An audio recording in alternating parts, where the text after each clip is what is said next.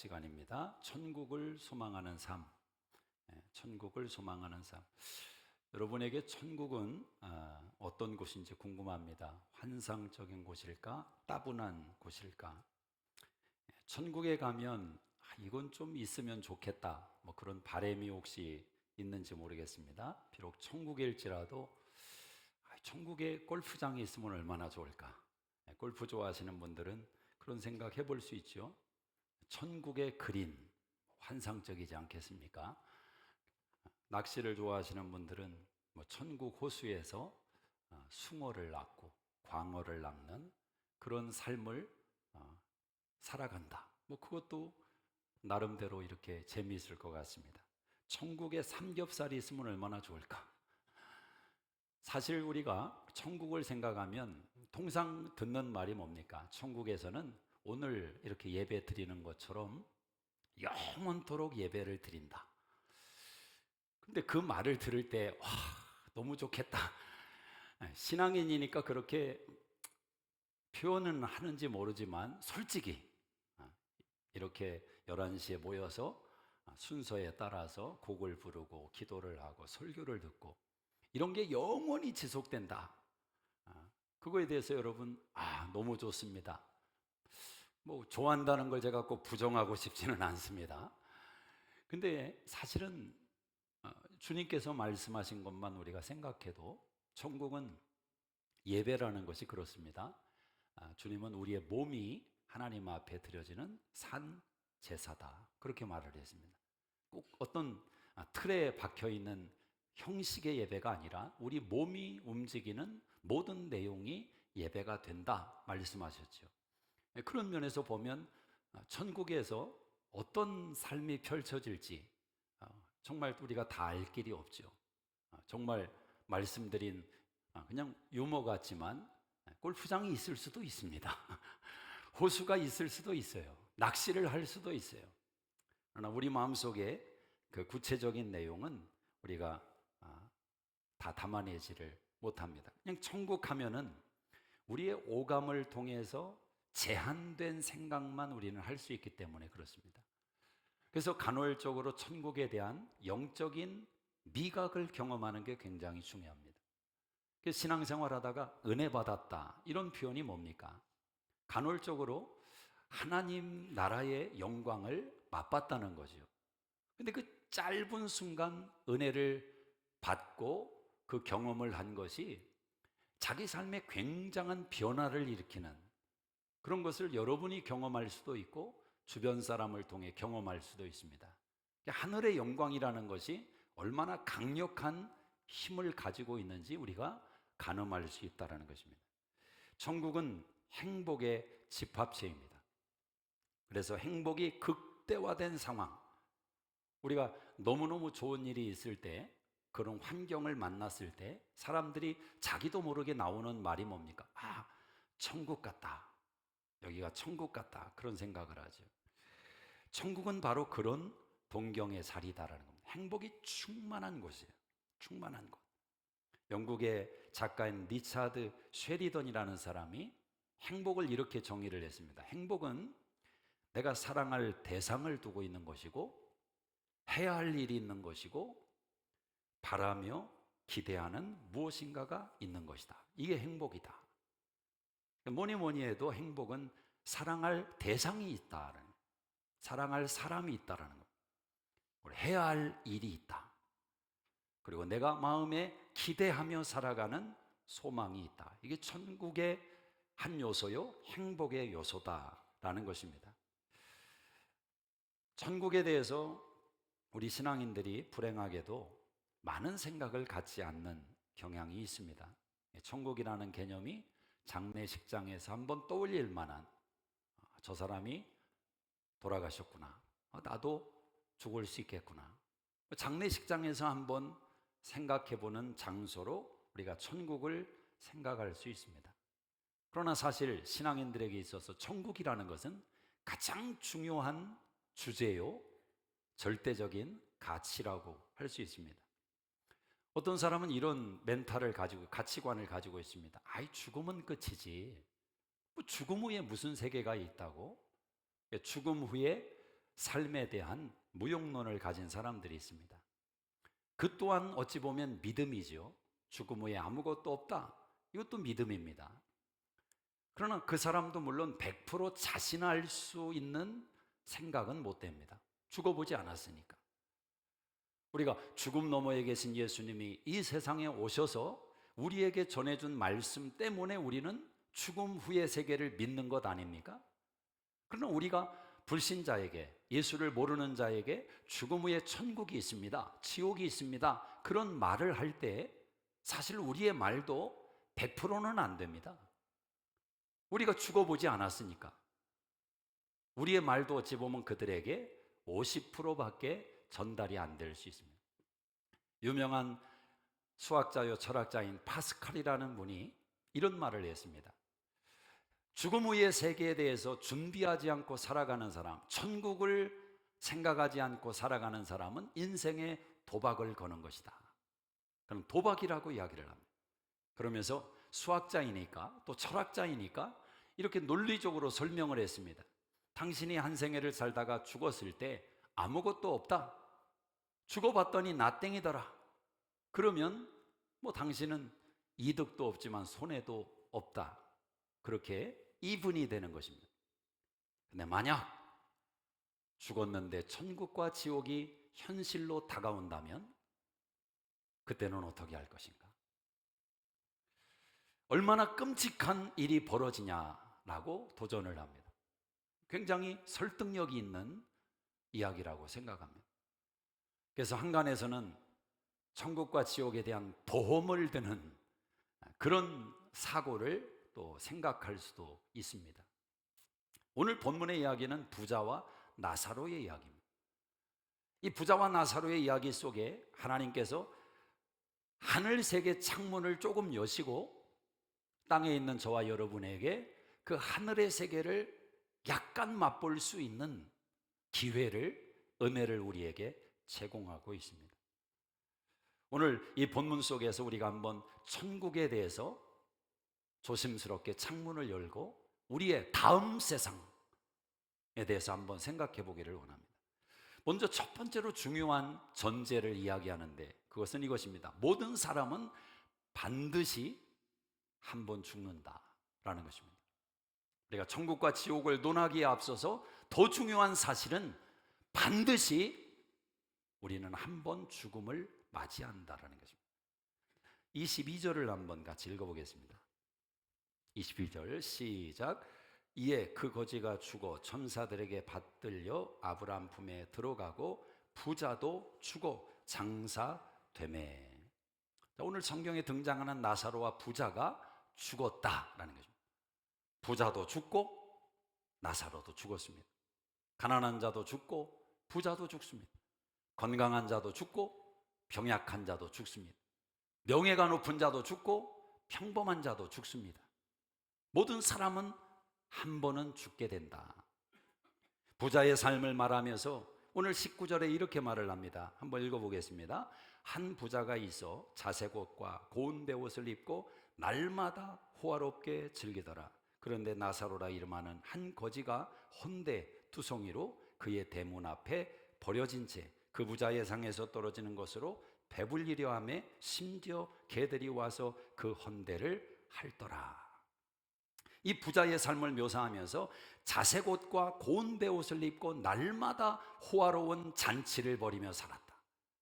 종종 성경에서 이 자색 옷은 왕이 입는 의상을 지칭할 때 묘사를 합니다. 이 부자는 돈이 많아요. 자기의 삶의 울타리 안에서 자기가 왕이에요. 날마다 잔치를 벌일 수 있는 실력이 있고 능력이 있습니다. 그렇게 호화로운 삶을 살았는데 이 부자와 달리 나사로의 삶은 비참한 인생이었습니다. 버려진 인생이에요.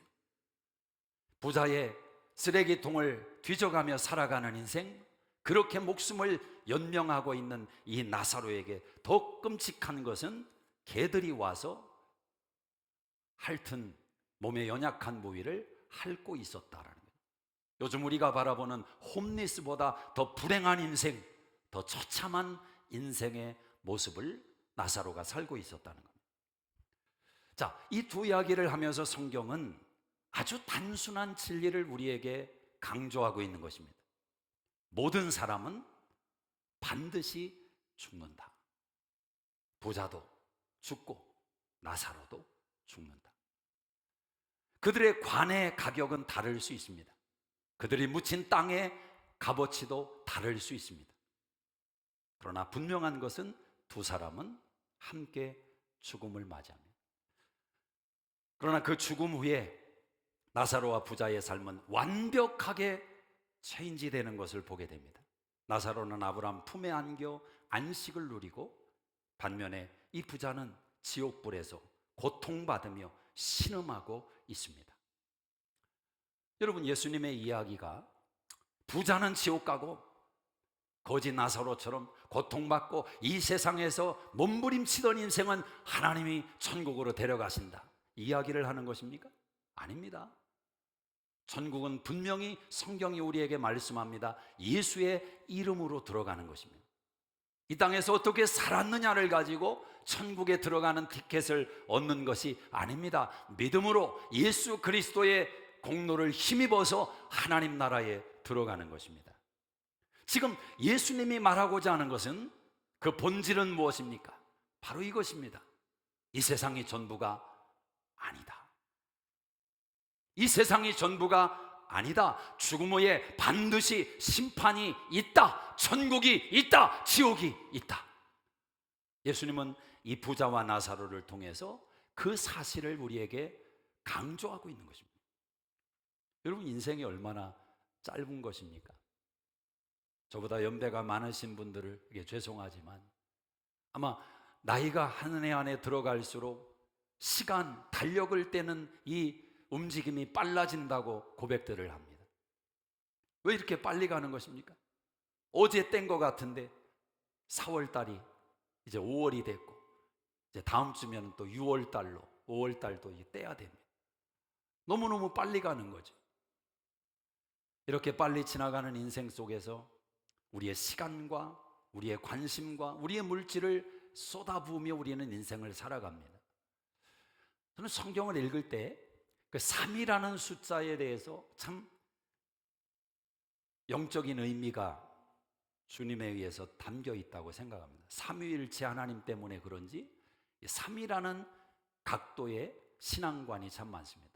애굽이 있고 광야가 있고 가나안이 있고, 예수님도 사흘 만에 부활하시고, 또 예수님이 제자들을 데리고 교육을 하실 때 12제자가 있지만 베드로, 야고보, 요한 3명을 데리고 변화산에 올라가고, 사흘 만에 요한복음 2장에 보면 포도주의 기적의 사건이 일어나. 하여튼 3이라는 숫자가 굉장히 많거든요. 근데 우리의 인생도 가만히 들여다보면 세 군데의 삶을 살고 있는 것을 깨닫게 됩니다. 우리가 어머니 모태에서 10달을 살고 나왔습니다. 볼 것도 없고 관광할 것도 없는 아주 좁은 공간이었지만 가장 안전하고 가장 평화스러웠던 장소, 거기서 10달을 살았어요. 여러분, 10달이 짧은 시간이 아닙니다. 거의 1년입니다. 인생을 70으로 놓고 본다면 70분의 1을 어머니 모태에서 산 거예요. 꽤 긴 시간입니다. 그러나 거기가 전부가 아니었습니다. 이 세상에 던져졌고 덜커덕 나와서 70년, 80년의 인생을 살아가고 있습니다. 그리고 이제 우리는 영원한 삶으로 들어가게 될 것입니다. 자, 하룻밤 묵는 호텔에 자기 시간과 물질과 에너지를 투입하는 사람은 없어요. 그냥 누릴 것을 누리다 가면 끝입니다. 그러나 사람들은 내가 보낼 시간이 길다고 느껴지면 거기에 인생의 의미를 쏟아붓기를 시작합니다. 집을 사면 다 알죠. 집을 사면 내가 원하는 페인트를 칠하고, 내가 원하는 식탁을 구입해서 놓고, 내가 원하는 커튼으로 집을 꾸미기를 시작합니다. 왜 그렇습니까? 하룻밤 먹는 장소가 아니라 내가 몇 년을 살지, 내 인생을 들여서 살아낼 장소라고 생각하기 때문에 그렇습니다. 저는 여러분에게 이렇게 묻습니다. 정말 여러분이 천국을 믿는다면, 하나님의 나라가 실제한다는 것을 믿는다면, 여러분은 그 나라를 위해서 70년이 아니라 100년, 1000년이 아니라 영원한 그 나라를 위해서 무엇을 심고 있습니까? 얼마나 시간을 투자하고 있습니까? 정말 내가 인지한다면, 정말 그 상황을 믿는다면 그 사람에게 있어서 시간의 개념이, 그 사람에게 있어서 중요성의 개념이 달라질 수밖에 없습니다. 시편 39편 5절에 주께서 나의 날을 한 뼘 길이 되게 만드셨는데 나의 일생이 주의 앞에는 없는 것 같습니다. 든든히 서 있을 때에도 진실로 모두가 허사뿐입니다. 사람은 누구나 한때 잘 나갈 때가 있습니다. 누구나 세상 신문에 나지는 못할지언정 그래도 내 인생 가운데 절정기가 있단 말입니다. 그런 시절이 있었어요. 잘 나가던 시절이. 길거리에 백을 들고 가면 남자들이 힐끗힐끗 쳐다보던 그때가 있었습니다. 한때 잘 나가던 때가 있었단 말이에요. 누구나 다 지나가잖아요. 다 지나갑니다. 그렇게 똑똑하고 그렇게 현명했던 지식도 지나갑니다. 우리 유명한 한경직 목사님이 영어를 그렇게 잘하셨다고 합니다. 그 옛날에 영어 사전을 막 외우고 굉장히 영어를 탁월하게 하셨는데, 이분이 노년에 요양 중에 목사님들이 찾아왔습니다. 그때 그 목사님들에게 그렇게 말을 했습니다. 목사님들, 내가 영어 단어 그렇게 많이 외웠었는데 지금 다 까먹었습니다. 기억이 안 납니다. 목사님들, 예수님 잘 믿으세요. 유명한 말이죠. 그 지식도 다 사라지고 그 명예와 부귀와 영광도 사라지고 힘도 쾌락도 지나간 자리에 무엇이 남습니까? 예수가 남는다는 거예요. 예수. 시편 39편 11절에 죄악을 책망하사 사람을 징계하실 때 그 영화를 좀먹음같이 소멸하시니 참으로 인생은 모두가 헛될 뿐입니다. 시편 기자의 고백입니다. 여러분, 분명한 것은 여러분은 반드시 한 번 죽습니다. 그리고 더 중요한 것은 그 죽음의 순서를 알 수 없다는 것입니다. 어찌보면 우리는 하루살이의 인생을 살아가는 겁니다. 그날에 주님 앞에 섰을 때 어떤 장면이 펼쳐질 것이라 생각하십니까? 모든 사람은 한 번 죽는다. 부자와 나사로를 통해서 이 진리를 우리에게 가르쳐 주십니다. 두 번째는 이것입니다. 그럼 천국과 지옥의 삶은 과연 뭐냐? 어떤 삶이냐? 라는 것입니다. 우리가 살아갈 영원한 세상을 생각해 볼 때 오늘 부자의 나사로의 삶이 완벽하게 드라마틱하게 체인지되는 것을 보게 되죠. 자, 부자의 삶이 어떻게 변했습니까? 날마다 잔치하며 자주 옷을 입고 베옷을 입고 연락하며 살았던 부자가 오늘 성경에 보니까 음부에서 고통 중에 신음하고 있습니다. 근데 이게 진행형으로 성경이 말씀을 합니다. 고통이 끝나는 것이 아니라 영원히 지속된대요. 오늘의 고통이 내일의 고통보다 적었다는 사실을 내일 알게 되는 거예요. 이게 지옥이란 말입니다. 희망이 없어요.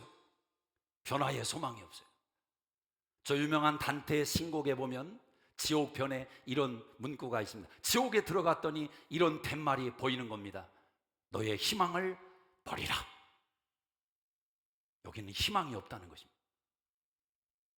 기대가 없어요. 소망이 없어요. 여러분, 삶 속에서 가장 고통스러운 때가 언제입니까? 희망이 안 보일 때, 소망이 내 머리에서 떠올라지지 않을 때, 그때가 가장 고통스러운 순간 아니에요? 아무리 힘들고 어려워도, 아무리 바닥을 기는 그런 과정을 통과해도 소망이 보이면, 희망이 보이면 사람이 일어서거든요. 희망이 안 보여요. 그것이 바로 지옥이라는 겁니다. 고통이 증폭돼요. 계속해서 증폭돼요. 부자의 고통이 증폭되는 장면을 부자의 오감을 통해서 우리에게 가르쳐주고 있습니다. 먼저 부자가 나사로를 보고 있다는 것입니다. 이게 무슨 일입니까? 지옥에서 천국이 보여요. 저는 이게 진짜 고통이라고 생각합니다. 이게 진짜 고통이에요. 우리가 살아가면서 제일 힘들 때가 언제예요? 여러분에게 해를 입히고 악을 자행하고 나쁘게 살아가는 사람인데 큰 집으로 이사 갔어요. 근데 그 집이 우리 집에서 얼마 떨어지지 않아서 운전하고 오고 가면서 날마다 봐야 돼. 지옥이죠, 지옥. 고통스러울 거예요. 이 부자가 지금 지옥에서 나사로의 영광이 보이고 있습니다. 그런데 자기 집 앞에서 개가 핥던 그 나사로가 아닙니다. 고통받는 나사로가 아닙니다. 여러분, 부자의 문제가 무엇이었을까요? 오늘 성경에 보면 부자가 예수를 믿었다 이런 말씀 없고 나사로가 예수 믿었다 이런 말씀도 없어요. 그런데 왜 부자는 지옥에 가고 나사로는 천국에 갔습니까?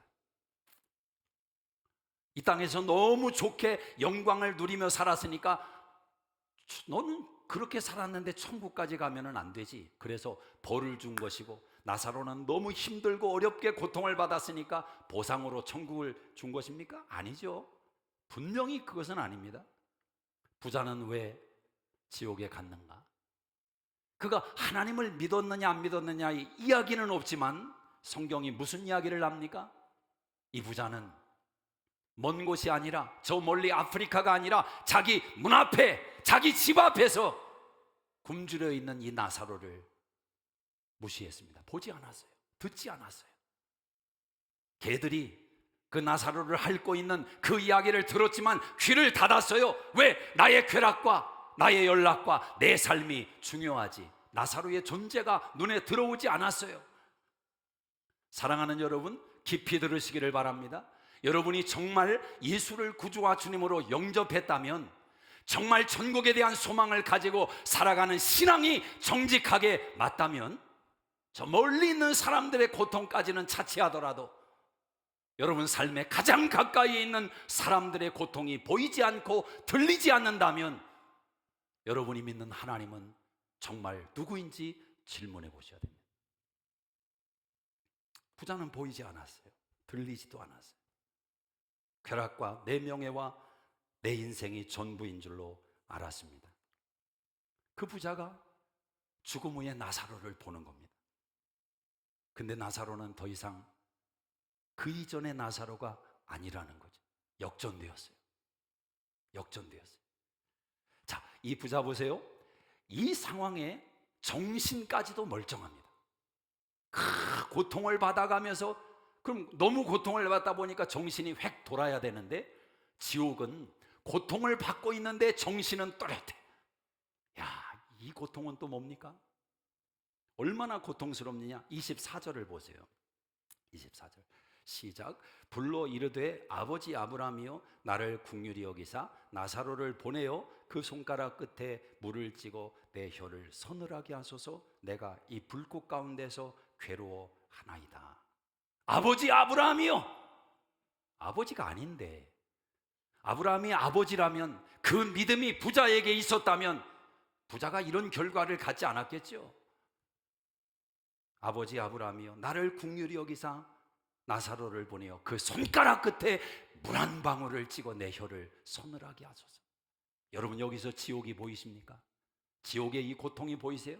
이 절망이 보이세요? 이 참혹한 현실이 보이냐 말입니다. 물 한 사발이 아니에요. 물 한 모금이 아닙니다. 물 한 방울. 그 한 방울을 손끝에 찍어서 내 혀에 닿게 해달라.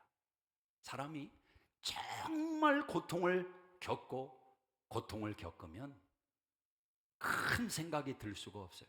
물이라는 단어, 그 단어가 나를 다 삼켜버릴 정도의 신음소리를 내게 돼 있습니다. 이게 부자의 현실이라는, 지옥이라는 겁니다. 자, 그때 어떤 말이 들려옵니까? 이런 말이 들려옵니다. 26절 읽어볼게요. 시작. 그뿐 아니라 너희와 우리 사이에 큰 구렁텅이가 놓여 있어 여기서 너희에게 건너가고자 하되 갈 수 없고 거기서 우리에게 건너올 수도 없게 하였느니라. 너희와 나 사이에 구렁텅이가 있어서 보지만 갈 수 없고, 보지만 잡을 수 없고, 보지만 들을 수 없는 이 구렁텅이를 이야기하는 겁니다. 마태복음 13장 50절에 예수님은 말씀합니다. 그날에 이를 갈며 슬퍼 울 것이다. 풀무불에 던져져서 이를 갈며 울 것이다. 지옥이라는 거예요. 지옥이 그렇다는 거예요. 자, 반면에 천국은 어떻게 묘사를 합니까? 천국은 우리 예수님께서 요한복음 14장 2절에 이런 말씀합니다. 내 아버지 집에는 거할 곳이 많도다. 천국에는 다 독방입니다. 형하고 같이 방 안 써도 돼요. 언니하고 같이 방 안 써도 돼요. 천국에는 다 여러분을 위한 방이 있어요. 내 아버지 집에 거할 곳이 많도다. 풍성해요. 요한계시록 21장 4절에 모든 눈물을 눈에서 닦아주실 것이며 사망이 없고 애통하는 것이나 곡하는 것이나 아픈 것이 다시 있지 아니하리라. 천국에 가면 주사 안 맞아도 된대. 천국에 가면 병원에 누워있지 않아도 된대요. 예약 안 해도 된대요. 영원한 기쁨이, 자, 지옥은 영원한 고통이 날마다 증폭된다면 천국은 영원한 즐거움이 날마다 증폭되는 거예요. 오늘이 최고인 줄로 알았는데 눈 뜨고 나니까 더 좋은 날이, 더 좋은 날이. 이게 천국이라는 것입니다. 이 느낌, 이 감격. 여러분, 삶 속에서도 그런 인생을 우리가 살아내야 되는 거죠. 제가 늘 강조합니다. 어제에 대해서 감사하고 오늘 만족하고 내일을 기대하라. 예수님을 모시고 살아가는 인생은 지금도 좋지만 더 좋은 게 나온다. 믿습니까? 네.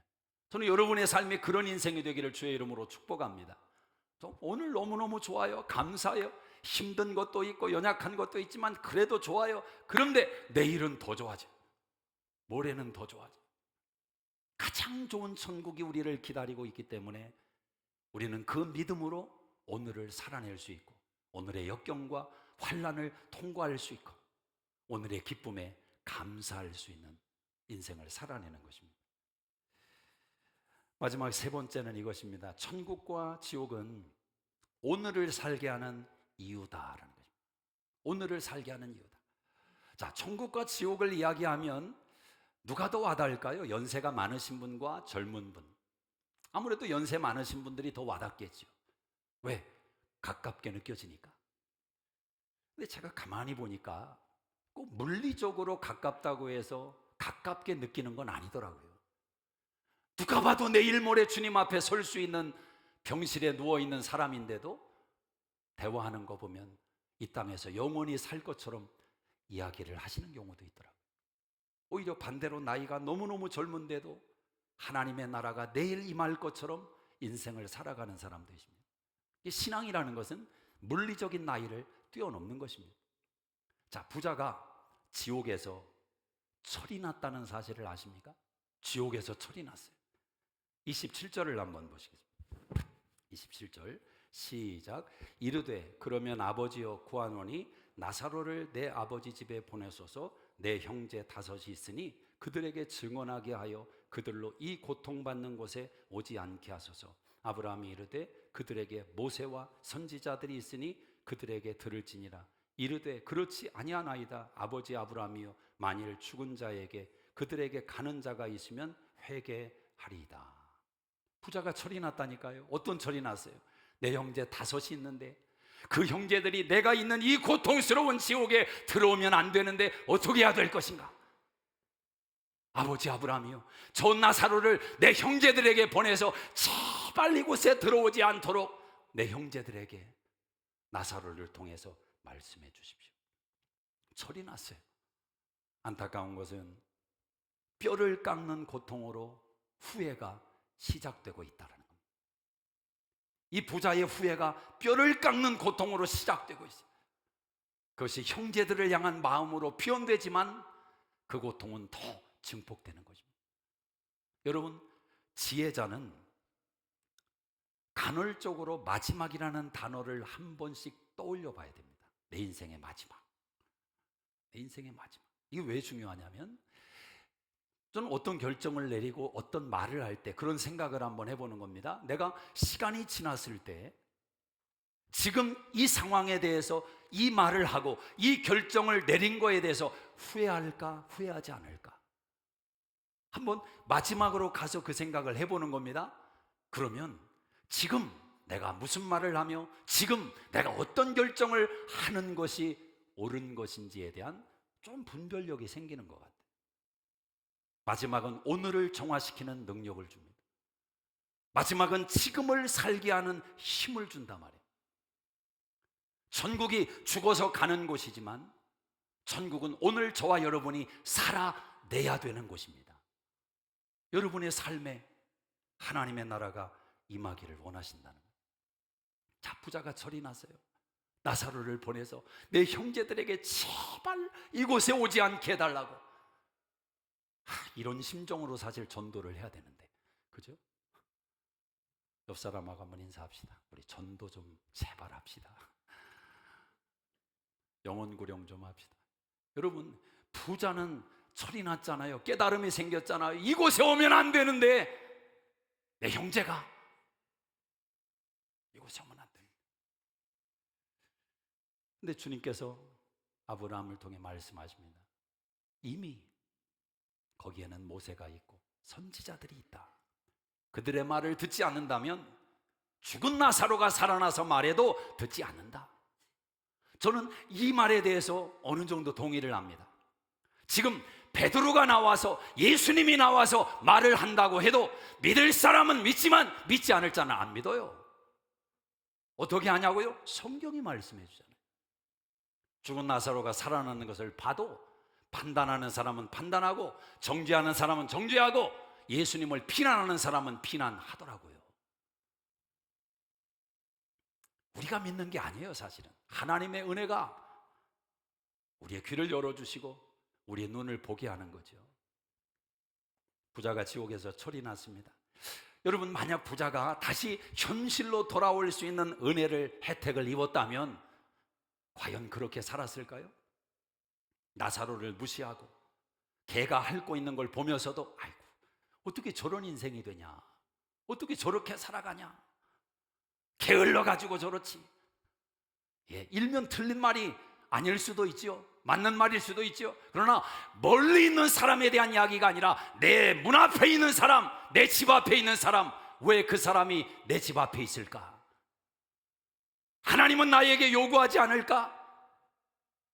너의 능력과 너의 실력을 가지고, 너의 부와 너의 힘과 너의 지식을 가지고 다른 사람은 아니어도 나사로 한 명은 돌봐줄 수 있지 않았느냐? 그게 주님의 마음 아니겠어요? 오늘 이 주님의 요구에 비껴갈 수 있는 인생이 어디에 있습니까? 오늘을 살게 하는 지혜와 능력과 동기, 천국과 지옥에 대한 신앙이라는 겁니다. 누가복음 17장 21절에 하나님의 나라가 너희 안에 임하였느니라. 이 말씀이 얼마나 좋은지 몰라요.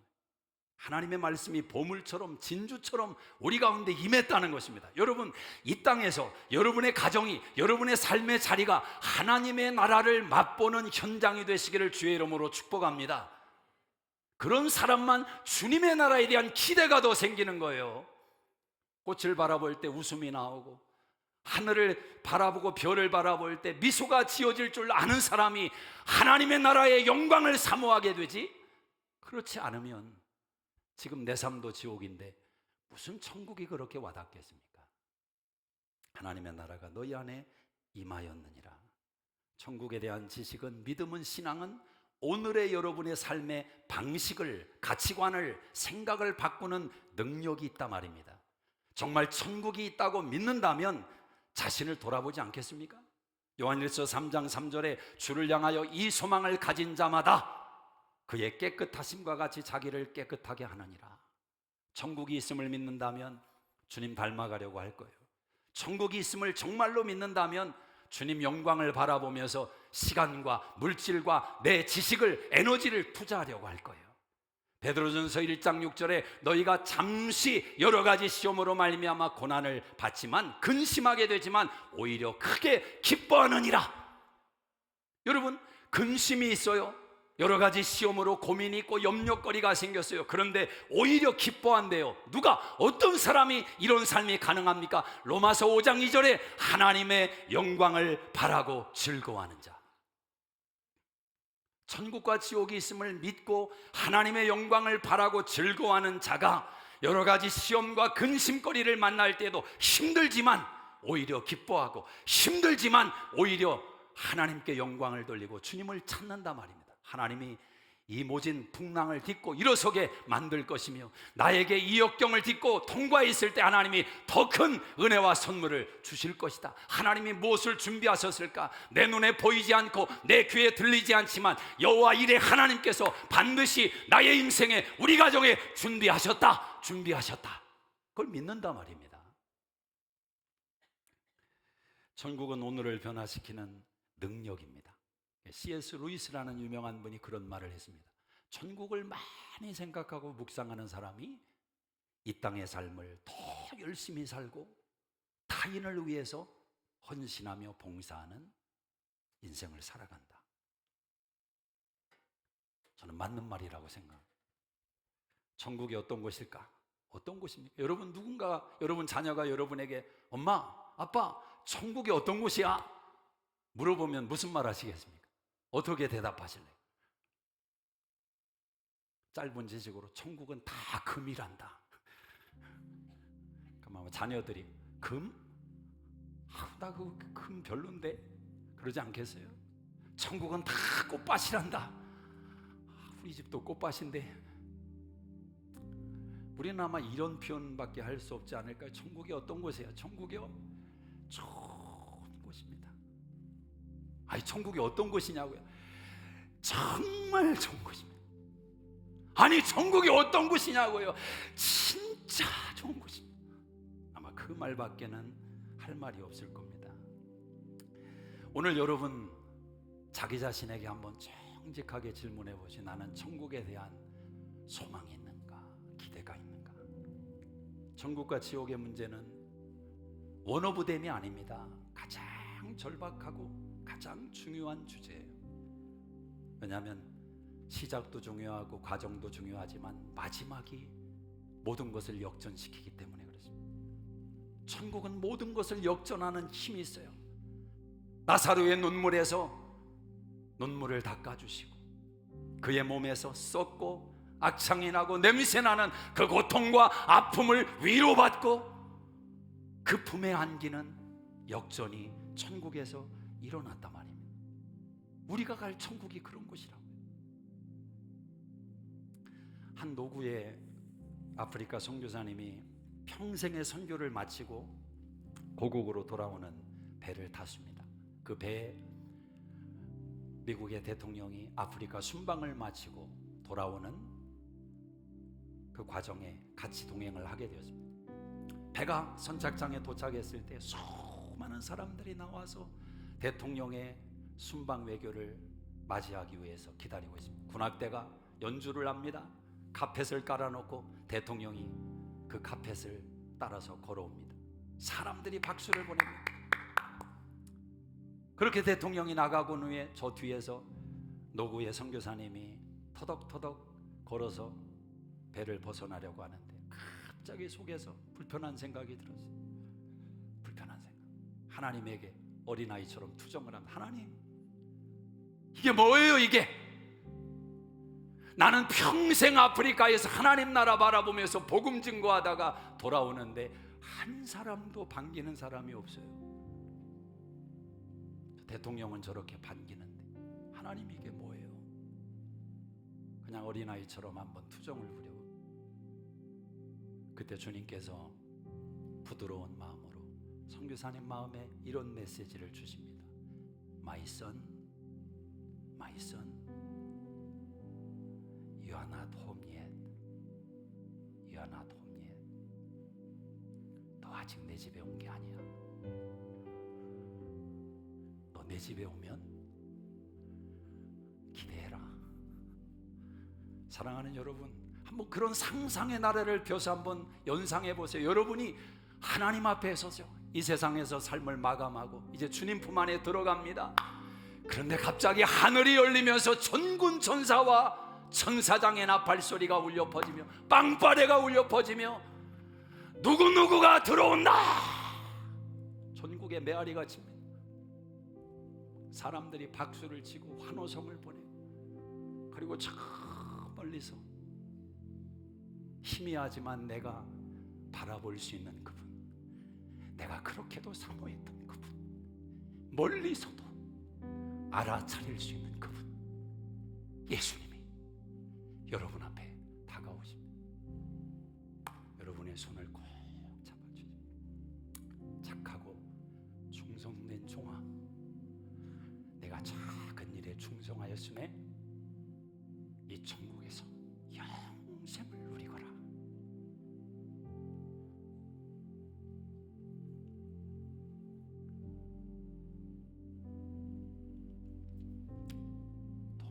너무 멋있지 않겠습니까? 기도하겠습니다.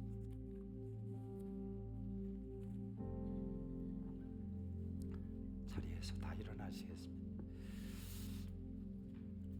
조용히 눈을 감고 우리 성도님들, 여러분의 주님입니다. 여러분이 가야 할 천국입니다.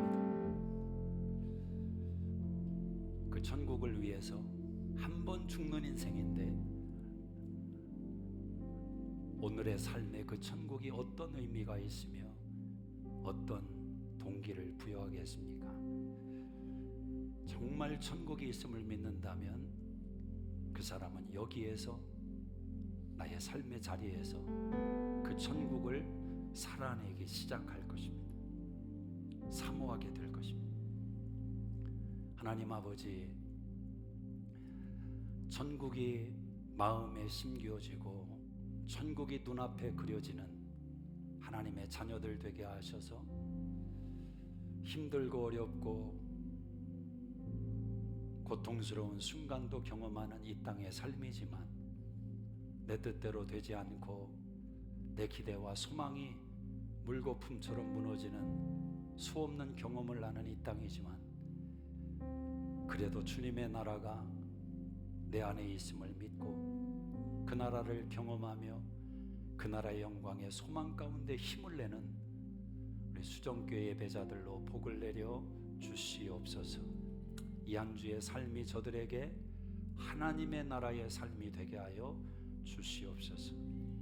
이제는 우리 주 예수 그리스도의 은혜와 하나님 아버지의 놀라우신 사랑하심과 성령님의 감화감동 역사 충만케 하심이 이 한 주도 함께 하시기를 간절히 축원하옵나이다. 아멘.